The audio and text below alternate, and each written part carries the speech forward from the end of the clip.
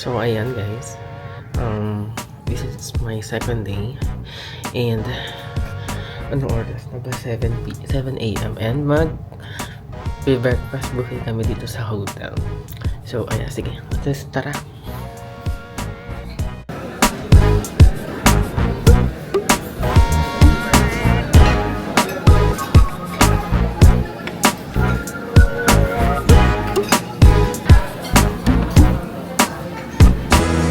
So for breakfast, we got the chicken fingers, chicken estofado, the beef steak, and the bacon fried rice. And this one, pancake and bacon.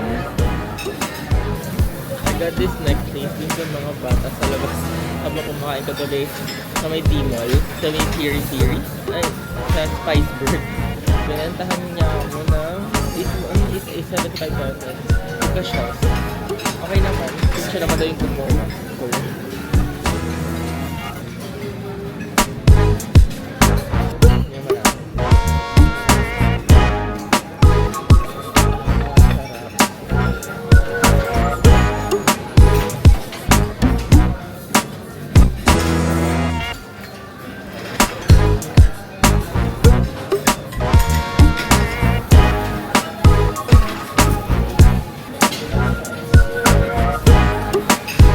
This is breakfast from the hotel.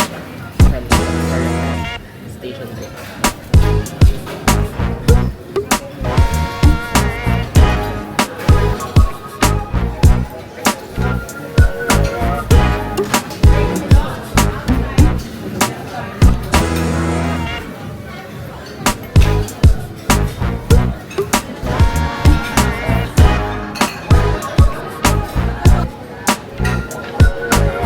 Tabi natin yung bowl mismo, yung main bowl. Ayan.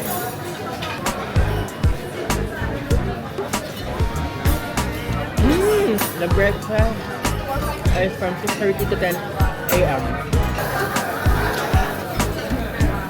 Target sana makapagpunta ng Diniwid Beach kasi walking lang yun. And yung keyhole daw yun eh. Yun lang din yung along the way lang.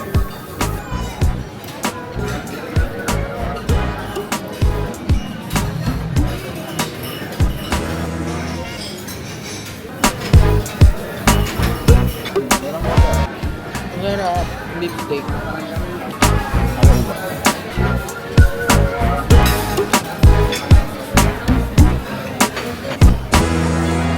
Diba?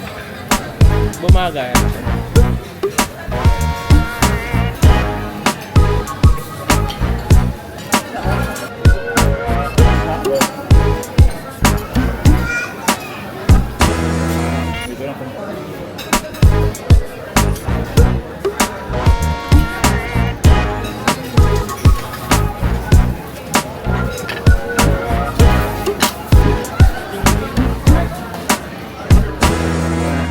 Walang lakad so walang mga syrup and butter.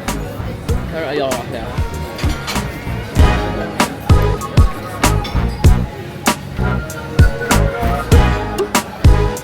So I got muesli.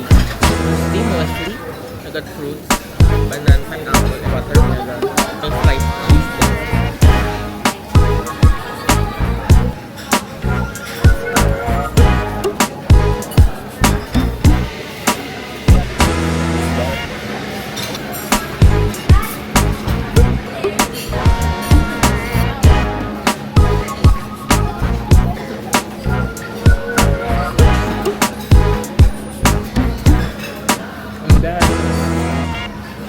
Second day,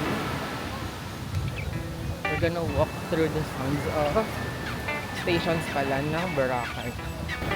And kakatapos lang ng breakfast. And ngayon, medyo maaraw. So, let's take the time na makapag-video.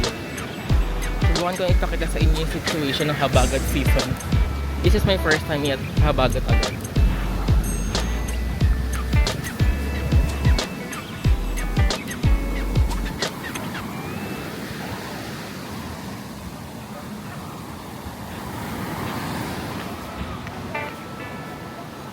Ayun. Ayan siya. Ang lakas ng alon. And maraming debris. Gawa ng mga inaanod. Then lahat, almost lahat ng mga stores dito is merong mga, anong tawag dyan, mga harang, barrier ba? Hindi ko alam kung para sa hangin or sa sand or para sa boat. I'm walking through the station 3 lang. Kasi later, pupunta kami ata ng Diniwid Beach. So, ako lang muna lumabas mag-isa. And I want to explore. Sayang yung araw eh.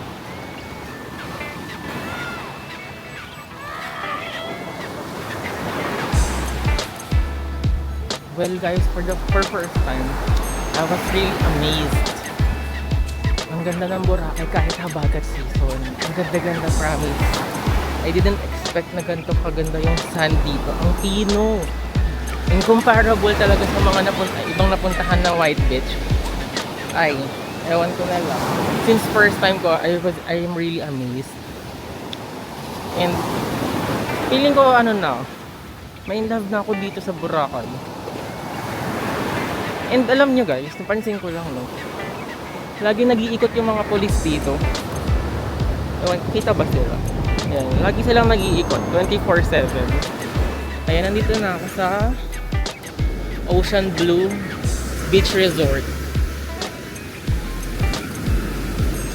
Ayan, medyo marami lang talaga tayong dadaan ng debris. Gawa ng mga inaanod, gawa ng lakas ng alon Pero ang ganda pa din niya. Feeling mo nasa Windows desktop ka. Alam mo 'yon? Or yung or yung wallpaper sa iPhone. Ayan siya, Hindi ko lang alam kung mabibigyan ng justice ng camera yung yung nakikita ko ngayon. Pero ayan sila kuya, like sila, nililinis nila yung harap nila.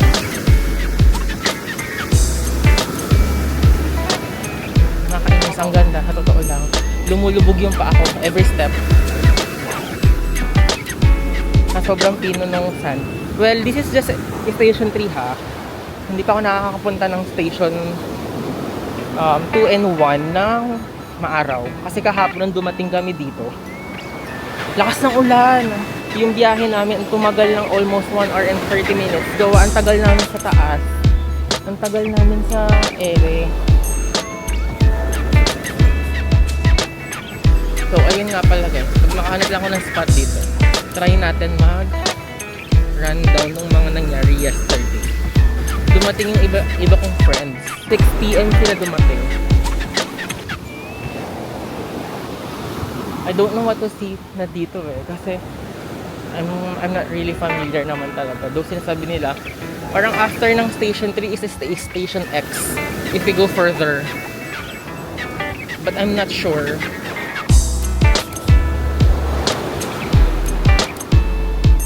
Hindi ko alam kung anong pwedeng gawing activity. Though hindi naman talaga ako ma-activity kind of person pag sa vacation.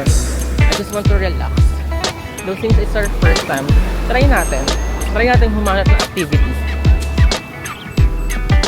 Meron dito, Villa Similia? Similia? Hindi pa ako nag-go further. I just want to explore Boracay a bit.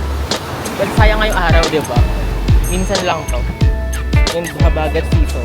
Pagkasakay namin ng tricycle, which is, na-research ko naman na hindi daw sa Jetty Port yung port na papunta dito sa direct sa Boracay. Which is the Tabon Port nga. Kasi nga, habagat season. Banggit ni manong tricycle driver na the last 2 days na umuulan na, since sabi niya mauubos na yan, maaraw na yan tomorrow, which is nangyari nga, umaraw nga. And apparently naniniwala na kung sino mga local talaga, sila may alam ng lugar nila.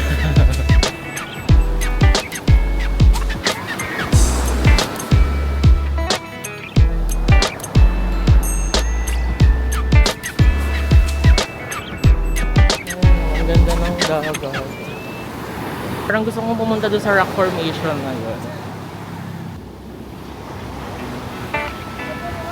Maaabot kaya siya guys. Yan, lakad-lakad lang tayo. I also want to improve my communication skills sa inyo. Since this is my first time, pagbigyan nyo na ako. Unang vlog natin to. Medyo malapit na tayo. Nasaan mo tayo?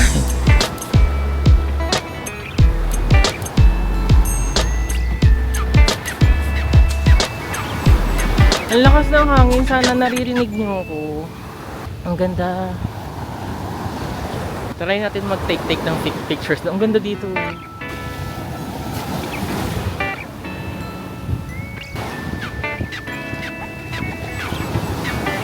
Ito yung sasabi kong rock. I don't know if the camera can give it justice. And hopefully makadaan tayo. Pero pwede makidaan tayo.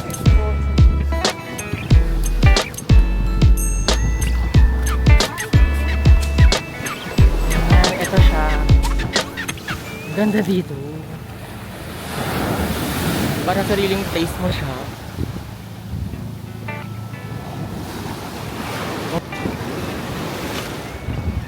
Ito lang sa pinakadulo ng Station 3. Hindi ko alam kung saan patungo to, pero nilalakad ko lang. Siguro hindi naman ako mawawala or ano, diba, or something. Try natin mag-picture dito. I-pause ko muna guys. Pero I'll give you a quick view ng lugar here.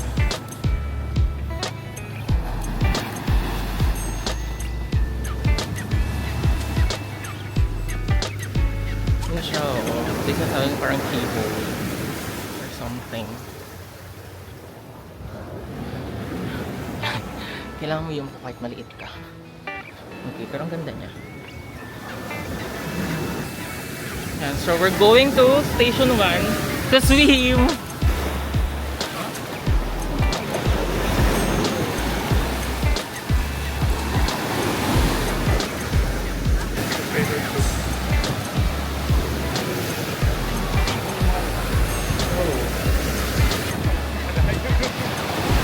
Wait lang, mag-swimming muna kami.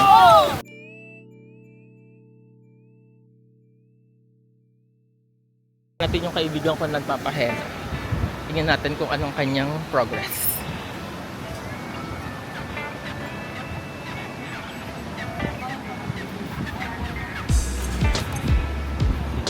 Ano nang nangyayari? Ito na. Patingin. Kasama ka sa vlog. Wow, pati ito. Ang dami naman pala. Paano ka makakapag-swim yan? Panoorin ko na lang kayo. Tagapanday ng gamit. Tara. Tapos ka na? Nakatapos na. Yeah. Wow, sobrang ganda ng Boracay. Sobrang ganda mo, Boracay. Papunta na kami ngayon sa Dinidio.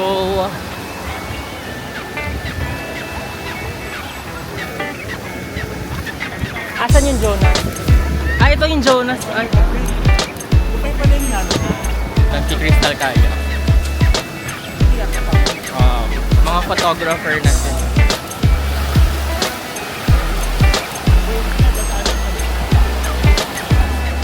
Ang galing ng mga nag-aalok.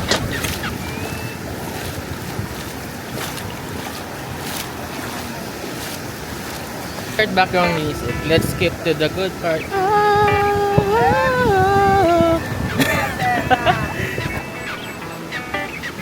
Oh, dito parang maganda tong mambay dito.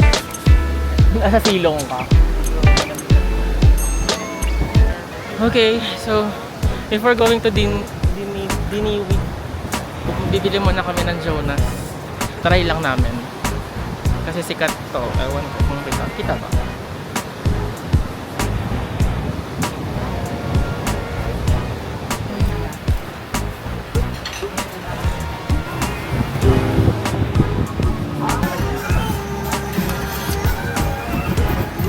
Taste test. Ay! Sa'yo na nakakapat. Masarap. Masarap. Masarap.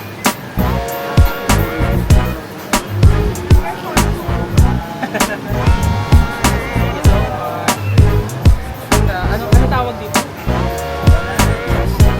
Banana choco peanut. Ah, edible yung straw nila. Oh, wait. Yeah, ito na siya. Diba? O, thumbnail. One, zero.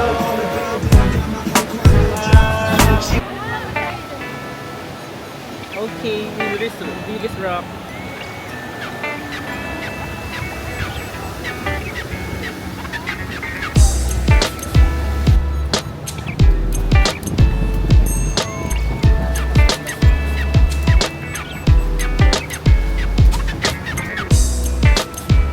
Ay, go! Big step.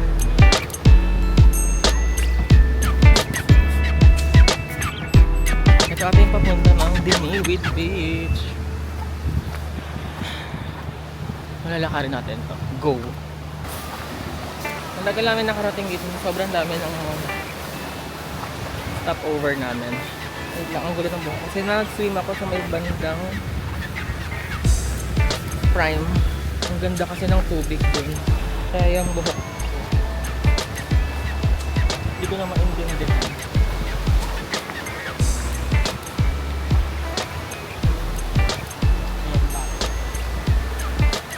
Ayan, yan sa park na yan. Ang ganda!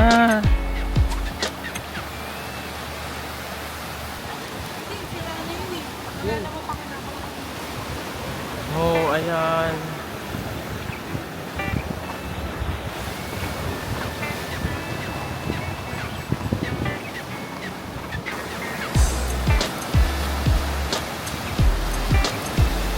Ang ganda. Nakakapagod lang siya pang pero worth it.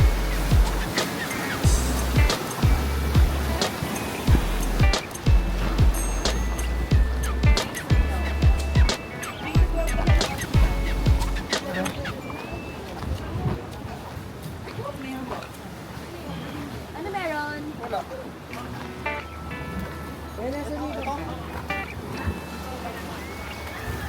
Ito siya.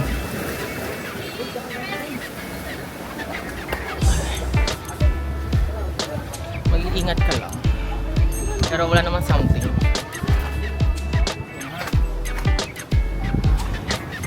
Ayan, meron pa yung grotto kasi here.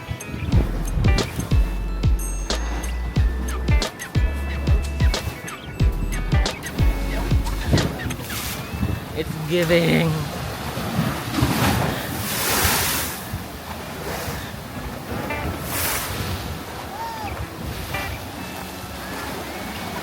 Wow. Ang ganda. Buti na lang mababa ang water.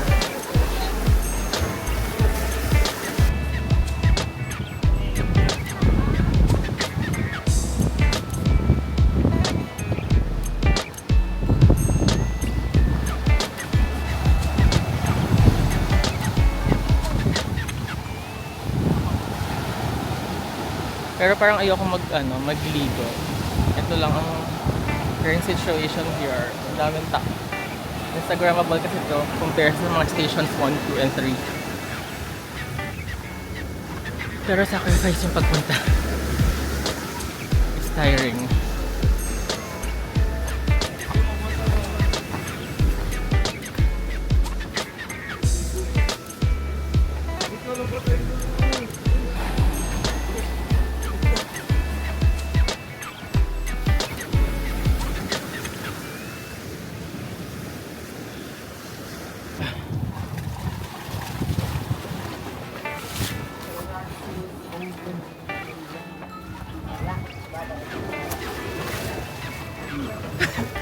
Nanghina ako bigla eh.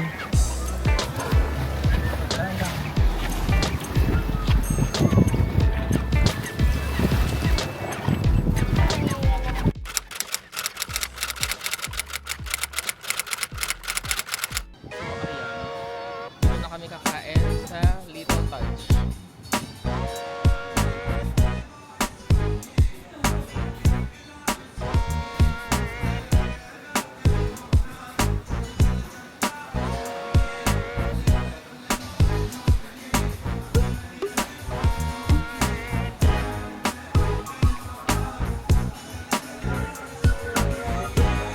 So ayan, first order, beef madra.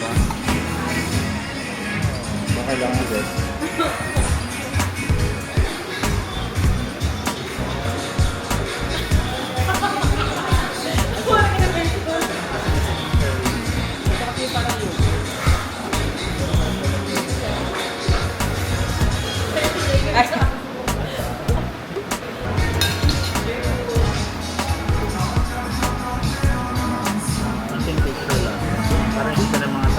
beef madra, beef chicken biryani, the butter chicken, and another kinemeros. Tikman na natin.